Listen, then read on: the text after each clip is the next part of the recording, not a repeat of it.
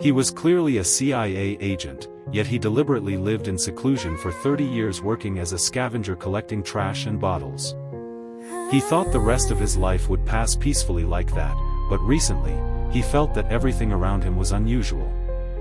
So, he drilled a small hole in a can and strung several together with fishing line, tying one end to his bed and the other across the staircase entrance. Sure enough, in the middle of the night, he was awakened by the clashing sound of the cans. Immediately, he was on high alert, but as soon as he stepped down the stairs, he saw his dog rush toward a dark figure in the shadows. Turning on the light, he was astonished to see that his Rottweiler had bitten tight onto the stranger's throat. At this moment, the stranger was still gasping for air, but when asked for his name, he gave no answer. He realized his secluded life had come to an end. Without hesitation, he shot the assassin dead and, sure enough, found a specialized switchblade on the body. He took the intruder's hand, placed the gun in it, and repeatedly pulled the trigger at the wall. Next, he called the police, reporting that an armed burglar had broken into his home and that he might have shot him dead. Afterward, he pushed aside the bedside table and lifted a floorboard. Underneath were passports with various identities, 2 guns, and bundles of cash. Packing everything into his luggage, he calmly dealt with the police who came to question him. He began his escape again. His name is Dan Chase, an American spy who mysteriously disappeared from the battlefield in Afghanistan. Since his wife passed away 5 years ago, he now only has 2 Rottweilers as companions. The only thing he is still concerned about is his daughter, but now he is forced to call her to say goodbye and go into hiding for a while. Dan couldn't stay at a hotel, so he used a fake identity to book a motel. He thought this would be absolutely safe, but a phone call pushed him into danger. It turned out the caller was Harold Harper, the assistant director of counterintelligence. The other party didn't beat around the bush, immediately stating that this operation was not under his charge and no one knew they were still in contact. But the next piece of news sent a chill down Dan's spine. The CIA had attached a tracking device above his wheel. More importantly, in just 3 minutes, 2 agents would arrive at his location. In this urgent situation, he was forced to leave this dangerous place immediately. Through their conversation, it can be seen that Dan and Harold are old friends. It seems that if Dan were caught, Harold's deep secrets would also be exposed, and he would be held accountable. Therefore, helping Dan escape is the wisest choice, and the other party was hired as a consultant. Currently, the agent's goal is to bring him in, not assassinate him, but the specific reason is unclear. Based on the analysis of the current situation, Harold gave Dan 2 options. One is to go into covert operations and counterattack, but then the 2 would become opposing enemies, and he would be forced to drag Dan's daughter into it, using the father-daughter bond to catch him. 2 is for him to disappear completely from the world and not contact his daughter, as the FBI will monitor her 24/7, only by not contacting her can she have a peaceful life. At this moment, although Dan couldn't bear to leave, it seemed separation was the best way to protect his daughter. Afterward, he called his daughter back, but when he explained the situation, his decision was vehemently opposed by her. So, he chose a third option. A second later, the tracking device located his position in the wilderness far from the main road, but upon arriving at the scene, there was no sign of him. 2 agents had just gotten out of the car to search when one was suddenly knocked away by a dark figure. Next, Dan got out of the car, opened the door to release the dogs, and shot the person who had fallen. Then he rushed in to grapple with the remaining one. Although Dan was still strong, he was losing to the young man who had more stamina. He still had hope in the 2 dogs that had gone out to hunt, but in the end, they were a step too late. Clearly, the opponent still underestimated Dan's strength. Not long after the car started moving, he secretly fastened his seatbelt, then took out the switchblade to quietly cut the bonds on his legs. Immediately after, while the opponent wasn't paying attention, he delivered a kick. Thus, with extraordinary strength, Dan Chase flipped the car. The 2 continued the fight in the cramped space. This also allowed the dogs to arrive in time. After a frenzy of biting and tearing, Dan Chase was finally saved. The unbelievable scene left Harold on the other end of the line utterly astonished. Then, he used the agent's phone to make a call, the third option: keep sending people after me, and I will put them in body bags and send them back. If you touch my daughter, I will chop them up and send them back. Dan Chase quickly found a scrap yard. He replaced the worn tires and installed a new license plate from another state. It wasn't until dawn that he arrived at the reserved rental house. However, just as he was about to rest a bit, the young landlady, Zoe Doe, came by. She appeared friendly but was very uncomfortable with the two fierce Rottweilers because the rental ad clearly stated, "No pets." Reluctantly, Dan Chase had to pack up and prepare to leave. But just as he was saying goodbye, this awkward situation took an unexpected turn because her car wouldn't start and needed to be towed. He seized the opportunity to cook a delicious meal for Zoe. So the landlady, who ate processed food every day, changed her mind. At this moment, looking at the two drooling dogs, they seemed strangely adorable. Thus, Dan Chase used his 7 years of culinary skills to conquer the beauty's stomach and successfully stayed with the dogs. Unexpectedly, he received an invitation to have dinner with Zoe. During the happy meal, the two grew closer. But on the way home, an unexpected incident occurred that exposed his whereabouts. Since Zoe had drunk some red wine, they coincidentally encountered traffic police checking for alcohol concentration. When the police asked to check Dan Chase's ID, the beauty lied that he was her husband to smooth things over. This actually made the police suspicious, and the two were asked to get out of the car for further inspection. However, as soon as Dan Chase stood firm, the officer seemed to suddenly become alert. He decided to take a risk, immediately using the switchblade to slit one person's throat and stealing a gun to fire 2 shots, resolving the immediate trouble. This action terrified Zoe. "I realized who you are." Reluctantly, Dan Chase had to follow his habit of silencing witnesses. However, the scene just now was only his imagination of the worst consequence, because the battle last night would definitely make him a wanted man. But in reality, DUI penalties in the US are quite light. The police only reminded Dan Chase, who hadn't been drinking, to drive, and let them go. After a night together, their romantic relationship deepened. The next morning, just as Dan Chase intended to quietly leave to continue his journey, he heard the sound of breaking glass in the house. It turned out the tuition check for Zoe's son couldn't be cashed. It was definitely her ex-husband who had used the alimony money for debauchery. Listening to Zoe confide, Dan Chase offered to pay her son's tuition, then quietly cleaned up the shards on the floor and silently made breakfast for Zoe. This moment of pausing also brought disaster upon him because, on the other side, Harold, guided by a higher-up, had dispatched a professional assassin to Zoe's place. On the other side, Zoe was just about to go out when she suddenly heard a strange collision sound. She rushed down to check and found a hole shot through her glass door.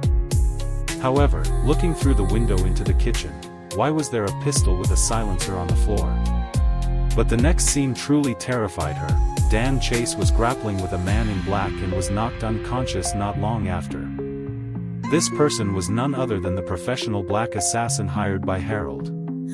In the emergency, Zoe opened the door for the 2 Rottweilers to enter. Unexpectedly, the black man was also very aggressive. He forcefully threw one dog out.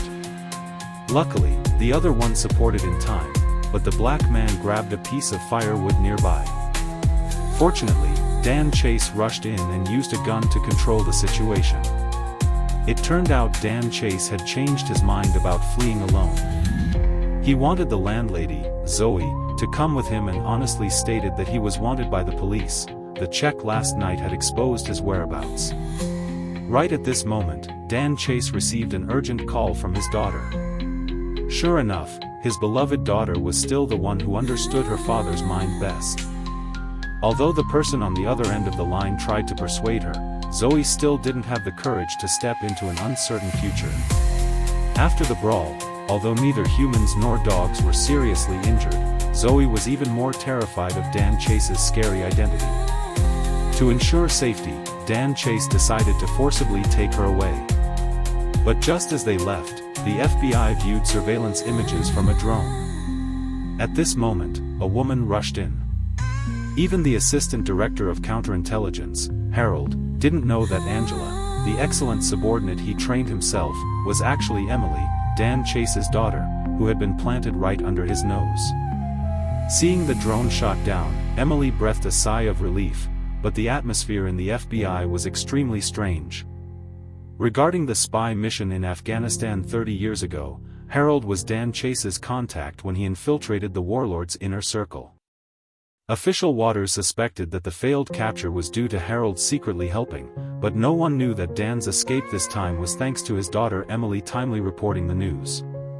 At this time, Harold also suddenly realized that this unconnected, new soldier, was not sent by headquarters but was a mole planted by the Afghan warlord. But why did the opponent want to capture him alive?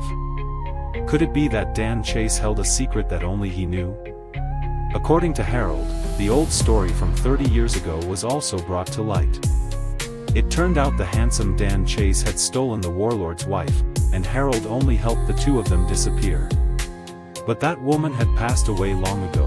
Why was the opponent frantically searching for them like this? Hearing this, Emily learned about her parents' background and finally couldn't sit still. She tried to hide the emotion in her heart and suggested that the two sides cooperate. Only by letting the new soldier ask clearly what the warlord wanted could everyone complete this strange capture mission. But capture wasn't easy. When the special forces arrived at Zoe's house, Dan Chase had disappeared without a trace. Even the assassin regarding whom Harold was worried about exposure had also disappeared without a clue. It turned out he had been saved by an accomplice. However, not long after, the black man called Harold, saying the reason he failed was that Dan Chase had been warned and prepared to leave. This proved there must be a mole within the FBI. Hearing this, Harold had an epiphany. He thought of the mole he had long suspected but didn't want to believe, and felt a chill down his spine. Later, through the introduction of the new soldier, Harold and Emily finally met the warlord's lawyer. But the other party brought strange news. In 1 hour, a plane would land.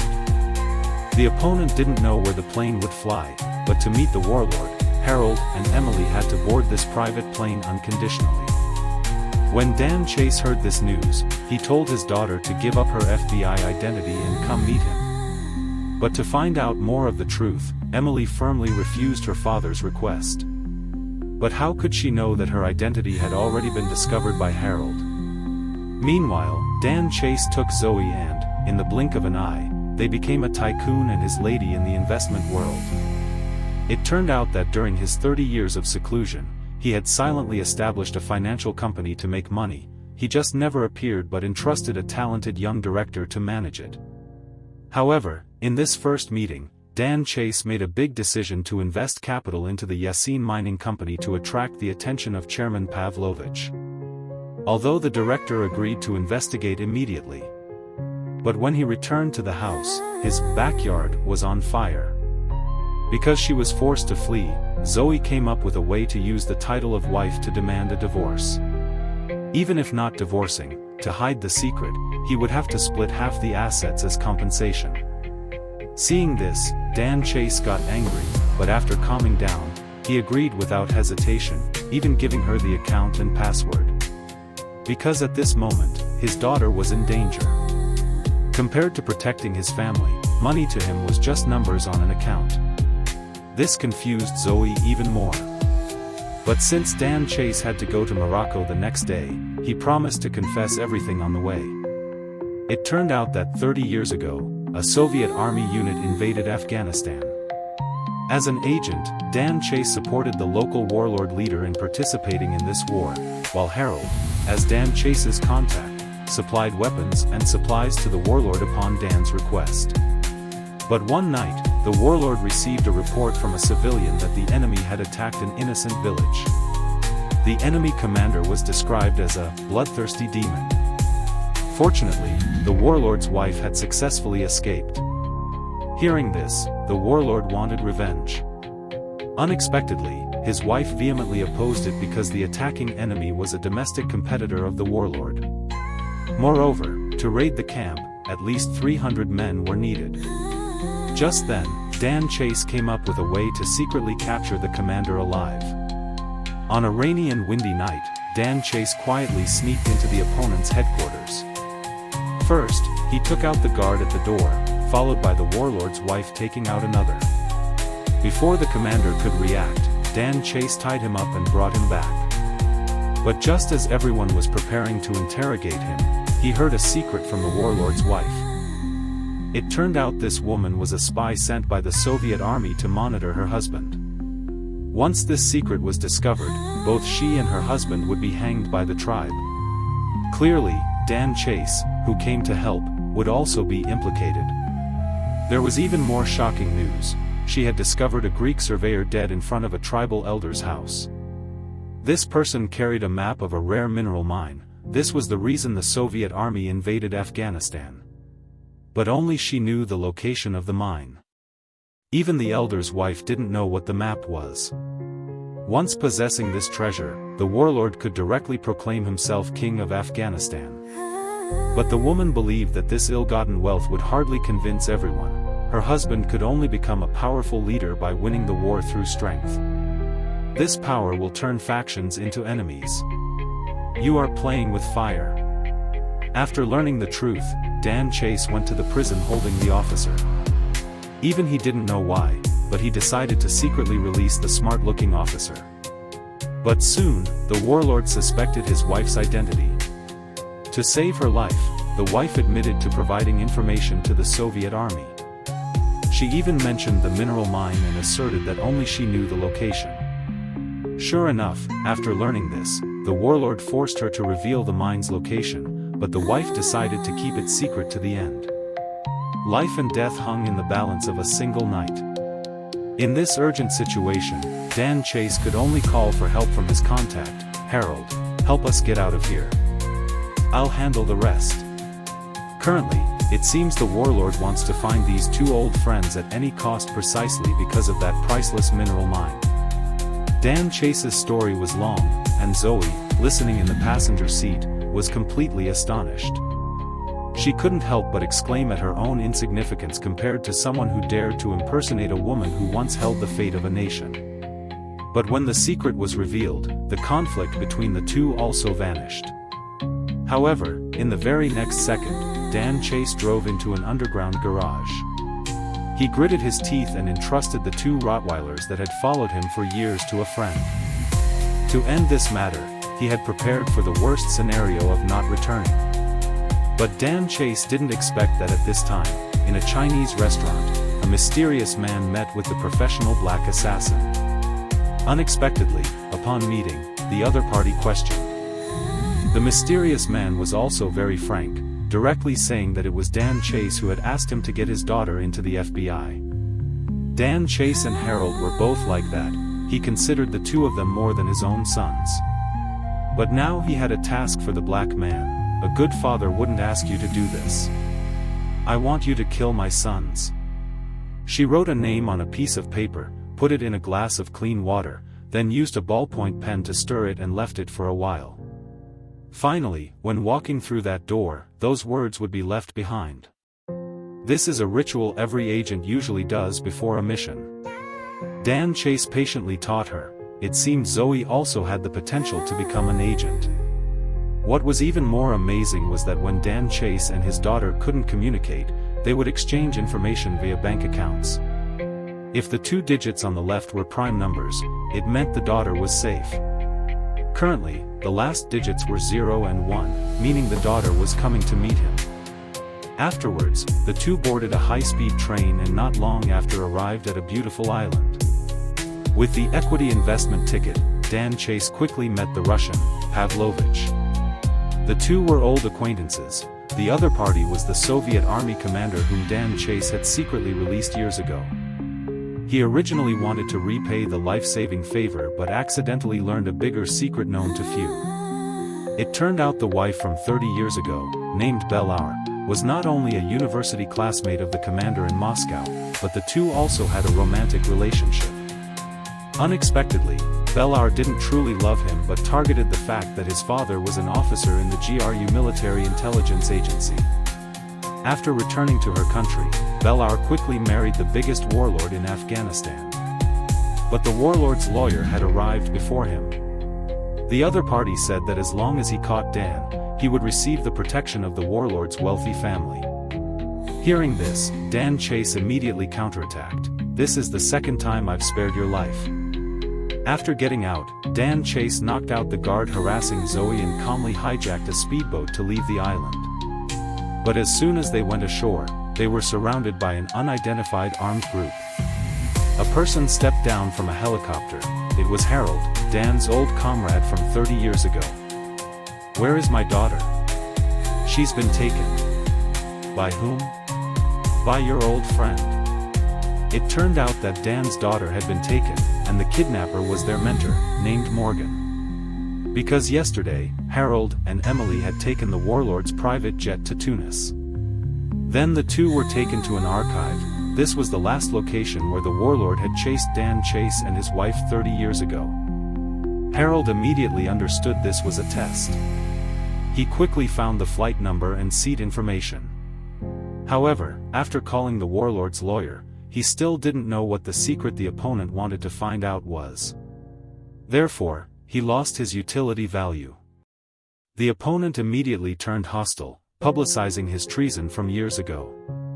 Clearly, Harold had been set up by the Afghan warlord and the current government. At this moment, Emily suggested immediately going to Morocco to support Dan Chase in destroying this dangerous enemy, the warlord. But the matter was much more complicated. While Emily was transferring information to Dan Chase at the bank, Harold received a call from home. It turned out the mysterious high-ranking man had come to his door. The opponent suggested blaming everything on Emily. That way, he could use his connections to clear Harold's name. Facing family ties versus guilt, Harold fell into a dilemma. Later, when the two just arrived in Morocco, he discovered people from the Territorial Surveillance Directorate standing at the door. Thinking his old friend had sent people to arrest him, he warily stopped. Unexpectedly, Emily said she had contacted them herself. Harold was even more confused. Emily explained that since she had another emergency contact, Harold's nephew, and their relationship was very good. She had guessed her FBI superior was at his house, so she arranged for her old boss to immediately board a plane home. Unexpectedly, the old friend was a character even scarier than the FBI. He also suggested that if she stayed here, Harold would be acquitted. This is serious treason. How could Harold lose Emily, whom he considered his own daughter? But at this moment, she was willing to bear all consequences. Even if the warlord had overwhelming power in Afghanistan, she would do her best to help her father end everything. Moreover, she herself wanted to find the answer. So the two hugged goodbye like father and daughter. Then Harold sadly walked down the stairs, but a familiar assassin passed him. When he saw a truck with drawn curtains parked outside, he immediately realized the danger. He used all his strength to run back to search, but Emily had disappeared without a trace. After meeting Dan Chase again, he called the FBI's new soldier. It turned out the old friend had recruited the new soldier and the black assassin to form a team, and Emily had indeed fallen into this team's hands.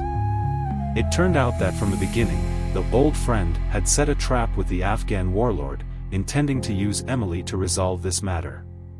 The warlord had prepared a plane. If Dan Chase boarded the plane, the old friend's team would immediately release Emily. If not, his daughter would be taken to the warlord immediately. Right at this moment, the Moroccan territorial surveillance people received orders from superiors. It seemed capturing Emily was something the Afghan warlord absolutely had to do. Now, only if Dan Chase sacrificed himself could there be hope to exchange for his daughter's life from the bold friend. At this time, no matter how Zoe tried to dissuade him, it was useless because once his daughter was caught, Dan Chase had lost. So he arranged for Zoe, who was unrelated to this matter, to return to her country first.